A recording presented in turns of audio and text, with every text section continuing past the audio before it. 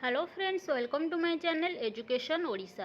तेबे फ्रेंड्स ए वीडियो में मुझे नहीं आसी ग्रीष्मकालीन पल्लीर दृश्य रचनाटी। वर्तमान ग्रीष्म ऋतु, तेणु ये रचनाटी आपण मानकर दरकारी।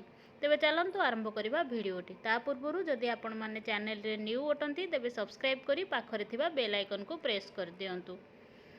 चलतु आरंभ करवा भिडियोटी। उपक्रम गोटे पर गोटे ऋतु ए धरापृष्ठ को आगमन करे और तार राजपण विस्तार करी चली थाए। धरारे ग्रीष्म ऋतु परिप्रकाश कले लोकमानक मनरु आनंद उल्लासर भाव उभे जाए। बैशाख और ज्येष्ठ मास हेउछि ग्रीष्म ऋतुर समय। एही समय भीषण खरा जोगु भक्त कवि मधुसूदन दास लिखिथिले, ग्रीष्मे बैशाख ज्येष्ठ मास प्रचंड रौद्र परकाश। नई नाल पोखरी गाड़िया पानी अभाव सुखी जाए। वृक्षलता गुड़िक ग्रीष्मर ताप सही न पारि सुखी जाती। पड़ियारू घास मरी जाए। सूर्यर उत्तप्त किरण में देहरु झरी जाए झाल। दिन द्विपहर बेले असह्य गरम हेतु पदाक बाहरिबा कष्टकर होई पड़े। वर्णना सूर्यंकर किरणटा सह्य करिबा कष्टकर होई पड़े।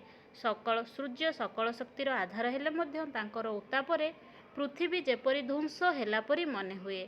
बेले बेले पल्ली आकाश में कलाहांडिया मेघ देखा दे वर्षा हवा जोगु प्राणी एवं उद्भिद को अपूर्व आनंद दे थाए।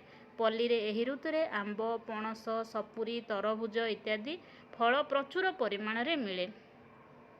हाट बजार रे बिक्री हेबा पई पनीपरिबा गदा हुए। पल्लीर कृषक माने अक्लांत परिश्रम करी बाईगण, पोटल, कखारू, पोई इत्यादि चाष करती।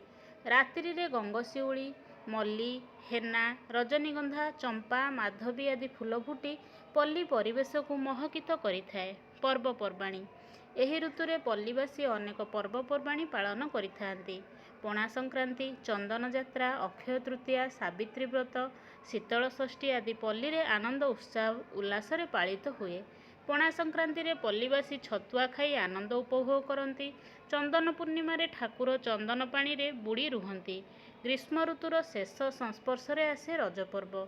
एही पर्व रे पल्लीर पुओ झियो पिठापणा सहित नुआ वस्त्र पिंधि दोली रे झुलंती। शेष कथा ग्रीष्मकालीन पल्लीर दृश्य बड़ दुखदायक, कारण पल्लीवासी सूर्यंकर असह्य तापरे अतिष्ठ होई पड़ती। किंतु ग्रीष्म ऋतु जीवजगत को कष्ट देले मध्य वर्षा ऋतु को भूपृष्ठ को आनिबारे साहाय्य करिथाए।